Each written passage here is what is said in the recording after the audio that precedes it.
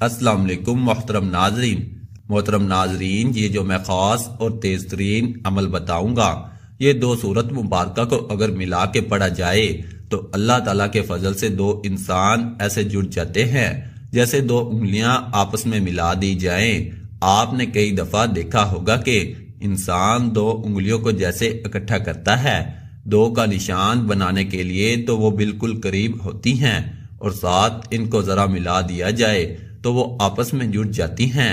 یہ دو دفعہ پڑھا جاتا ہے، دو صورتوں کو ملا کے پڑھا جاتا ہے، اور اللہ تعالیٰ کے فضل سے جس انسان کے لیے نیت کر کے آپ پڑھ لیتے ہیں وہ انسان آپ کا گرویدہ ہو جاتا ہے۔ کمنٹس میں ضرور بتایا کریں کیا حاصل ہوا کیا نہ ہوا۔ بیان کردہ کے مطابق ایک بہن نے اسی طرح میسج چھوڑے تھے، پریشانی تھی، تو ان کو مد نظر رکھ کے میں عمل بتا رہا ہوں، اور یہ عام عمل نہیں ہے، یہ بھی میں بتا دوں۔ یہ وظیفہ ایک کتاب سے لیا گیا ہے، اور اس میں یہ بھی بتا دوں کہ اللہ تعالیٰ کے کسی ولی نے یہ عمل بتایا ہے۔ بیان کردہ کے مطابق شاہ نور شہیدی رحمت اللہ علیہ یہ عمل بتاتے ہوئے یہ ذکر کرتے ہیں کہ ایک بہن میرے پاس اپنی پریشانی لے کے حاضر ہوئی کہ پیر صاحب میں 3 بچوں کی ماں ہوں، لیکن ان کا باپ جو ہے ان بچوں کا خیال نہیں رکھتا۔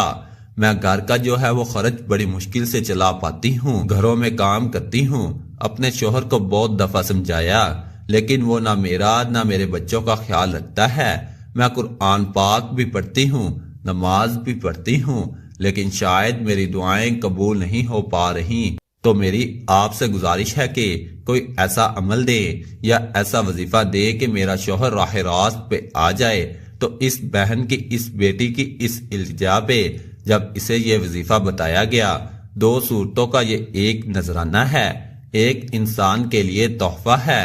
ان دونوں کو جب اس طریقے سے پڑھا جائے تو یہ کوئی بھی پڑھے، یہ اسی طرح ذکر کیا گیا ہے تو اسے فائدہ ملتا ہے۔ میں اس بات کا مفہوم ذرا بتا رہا ہوں، تو اس بہن کو جب بتایا گیا تو اس بہن نے اس عمل کو 2 دفعہ کیا۔ مکمل طریقہ بتاؤں گا۔ 2 دفعہ کرنے سے اس کا شوہر راہ راست پہ آیا، بچوں کا بھی خیال رکھا اور بیوی کا بھی خیال رکھا۔ اب جب یہ عمل کیا گیا تو اس بیٹی نے دوبارہ گھروں میں کام نہ کیا۔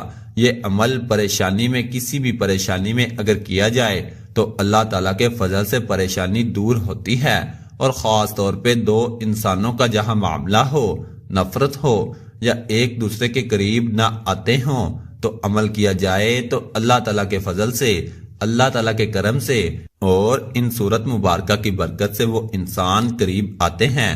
ناجائز مقصد کے لیے یا کسی ایسے رشتے کے لیے جو جائز نہ ہو عمل نہ کریں۔ جائز رشتہ ہو یا کسی سے نکاح کرنا چاہتے ہوں، منگنی ہو، یا آپ ازدواجی زندگی میں بن چکے ہوں، یا بھائی ہو بہن ہو، کسی انسان کے لیے بھی خواہ کوئی بھی ہو، اس کے لیے یہ عمل کیا جا سکتا ہے، اور اللہ تعالیٰ کی رحمت ایسی ہوگی کہ آپ نے سوچا نہ ہوگا۔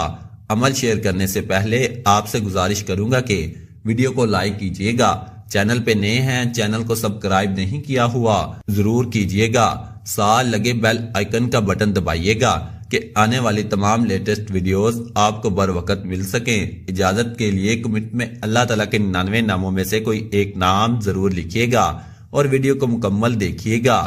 سورت یوسف جو ہے اس کو صرف اور صرف ایک بار پڑھنا ہے۔ اول و آخر درود پاک پڑھیں، کوئی بھی درود پاک پڑھ سکتے ہیں۔ آنکھیں بند کر کے درود پاک پڑھیں اور بیٹھ کے محفل لگایا کریں۔ جب بھی کوئی عمل کریں محفل خاص طور پہ درود پاک کی ہونی چاہیے، وہ بہت فائدہ دیتی ہے۔